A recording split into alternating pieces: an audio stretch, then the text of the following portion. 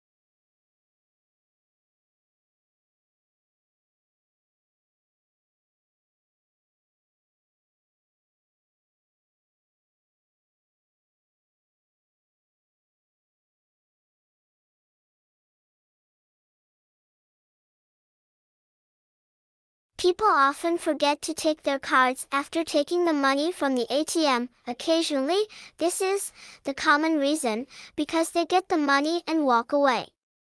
In the UK it becomes less common, because people take their money after they have taken their cards. In the past, people made error by forgetting to get their cards after they got their money. The UK has restructured the new ATM system. You have to get your card before you get your cash. Although you would forget to get your money, it is more catastrophic if lose your card, because it can access to your bank account.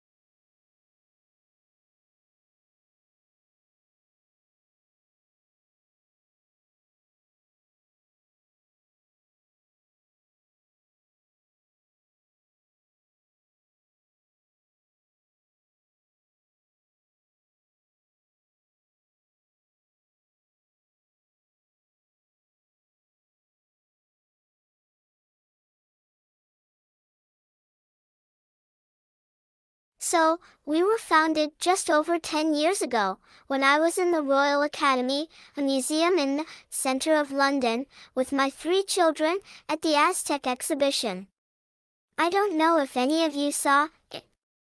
I had an older child and 2 younger children, twins, strapped in a pushchair, and one of my children, 3 years old, shouted, and I've never denied he shouted, "Monster, monster," at this statue, which looked just like a monster, had snakes for hair, a big beak for a nose. And I thought, this is fantastic. I've got a 3-year-old that's appreciating pre-Hispanic art. How good can it get? So, I bent down and I said, yes, it looks just like a monster. And at that moment, a room warden came over, a gallery assistant came over and said we were being too noisy, and threw us out. Wrong family. I was At that time, a journalist with The Guardian newspaper, and 2 days later wrote a big piece in The Guardian about being thrown out of the Royal Academy. What was really interesting was, by the end of that day, we had, at the paper, over 500 emails from other families saying, museums aren't working for us. Let's try and make it work. So, that's what we did. In The Guardian, we set up a campaign.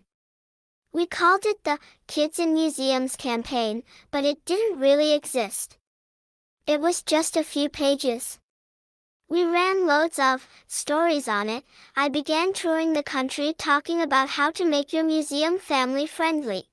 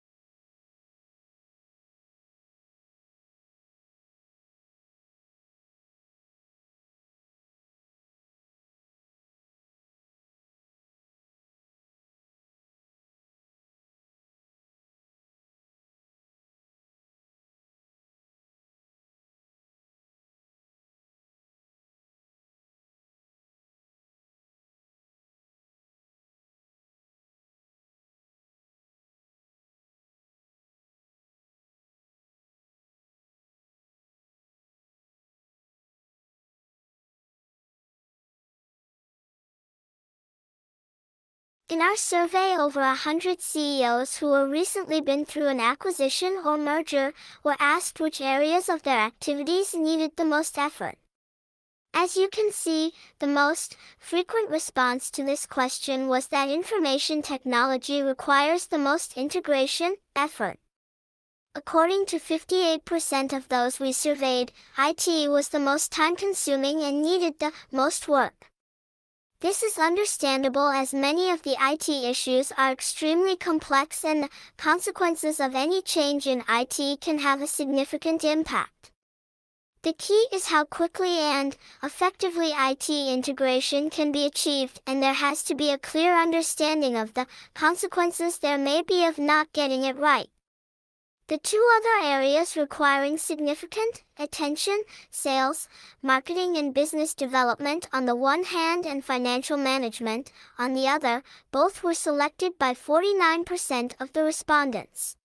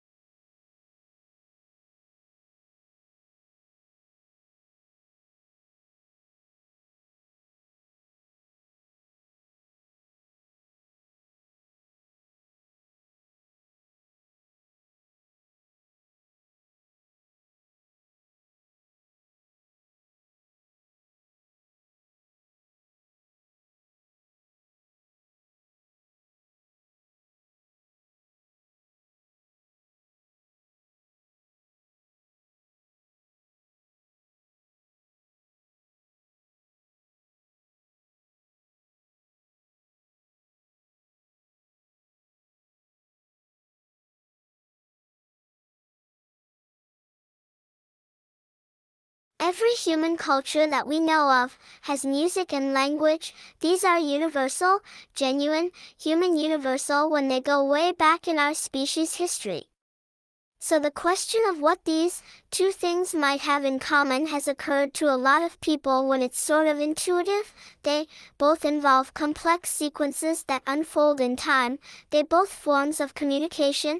It's interested philosophers since Plato going back over 2,000 years, scientists including Darwin who wrote about possible evolutionary links between music and language in his book The Descent of Man, an artist including Leonard Bernstein, who gave a set of lectures at Harvard in the 70s about possible connections between the grammar of music and the grammar of language according to Noam Chomsky theories.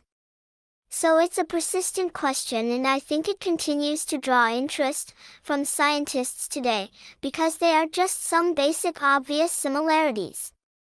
For example, both music and language have rhythm, by which I mean systematic patterns of timing, accent, and grouping. They both have melody, meaning structured patterns of pitch over time.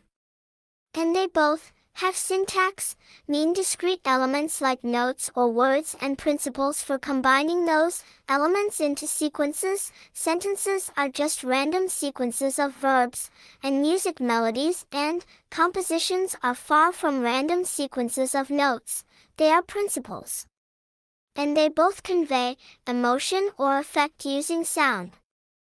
You can tell somebody's emotions from sound of their voice, or you can get a lot of emotional information about music is conveying happiness or sadness or mixed emotions.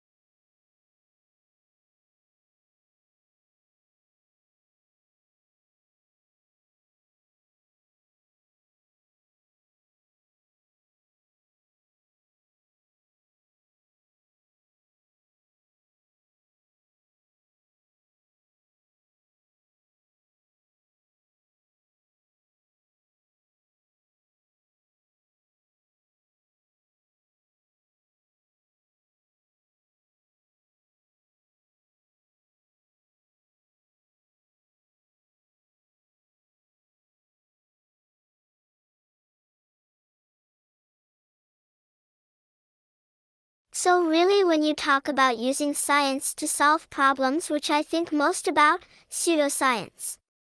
We of course want to understand the world, but at the end of the day we want to change the world. We always have an impact really to hard problems. And the two that CBAM focuses on are actually water purification and how to make clean water, which is actually a huge issue for all of us. And in fact really intersects with the second aspect of CBAM, which is health, human health. How do we improve human health across the world? Those two areas, those two social drivers, are the things that all of the faculty in the UN are working towards in their individual and collaborative research. And the ones that I'll be focusing on today is this problem of water will be taken granted entry before it now to provide bottled water. We can get it right out of the tap. Whether we'll be able to do that in 10 years as the cost of energy rises is an interesting question, and certainly if you're not fortunate enough to live in the developed world, you won't find ready access water around the corner. So this particular issue is one that is a big global problem, and one that new technologies are well suited to address, and nanotechnology is one of the most promising and exciting areas to turn to for finding solutions to problems.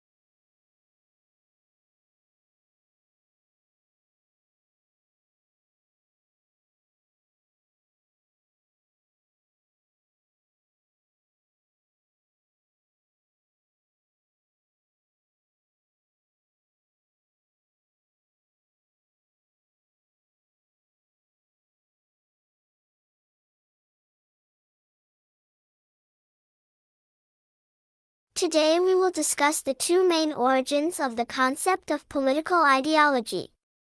These are the terms left and right appeared during the French Revolution of the 18th century, when members of the National Assembly divided into supporters of the kings of the president's right and supporters of the revolution to his left. However, the left and right wing became conceptualized since the French Revolution. The left side of the speaker podium in the assembly became the political left wing. This left wing is aggressive in nature. On the other hand, the right side of the speaker podium became conservative, which is the part of the old regime.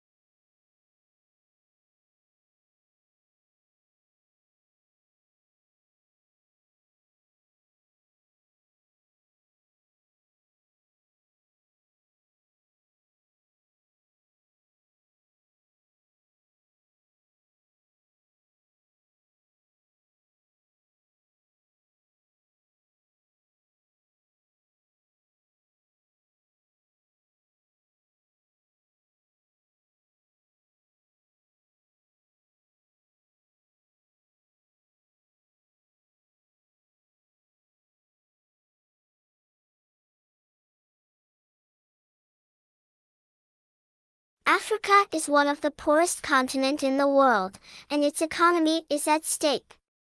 So, what is the source of major income that can boost its economy? Well, there is relationship between food and income in Africa.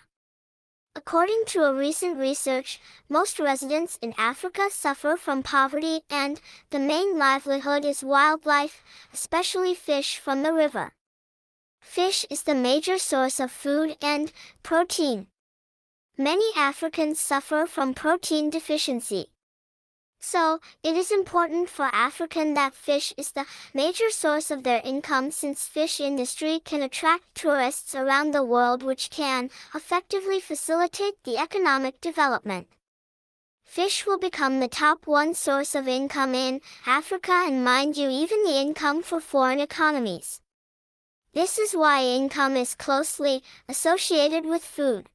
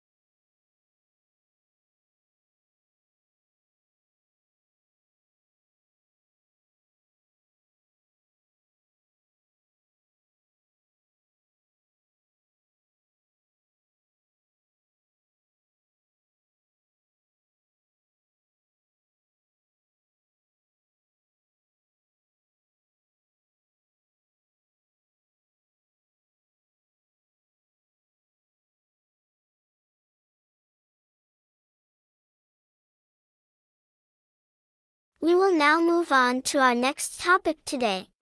Recently we have conducted a survey on happiness. The survey has large samples from regions, countries, and even worldwide.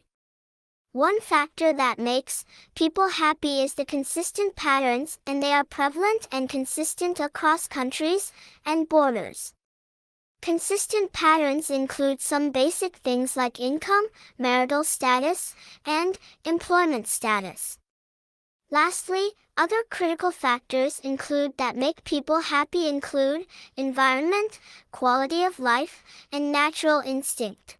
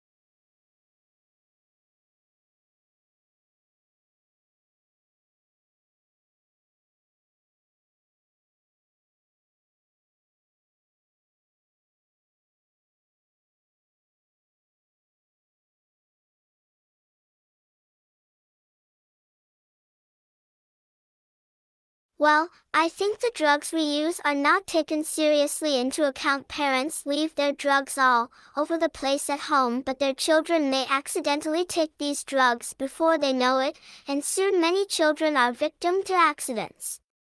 Now, this must be avoided at all cost. One way, preventing accidents is to put drugs in closed boxes. Also, parents can firmly close the lid really well. I am sure kids would not be able to reach it. Another problem we find in mismanagement of drugs is how these medicines can be allergic to many people. We have to remember different drugs have different resistance and duration that is extremely dangerous if someone takes a wrong drug. So what are the ways we can stop this from happening? Well, I suggest introduce the course, which will primarily improve the misuse of drugs and greatly improve our lives.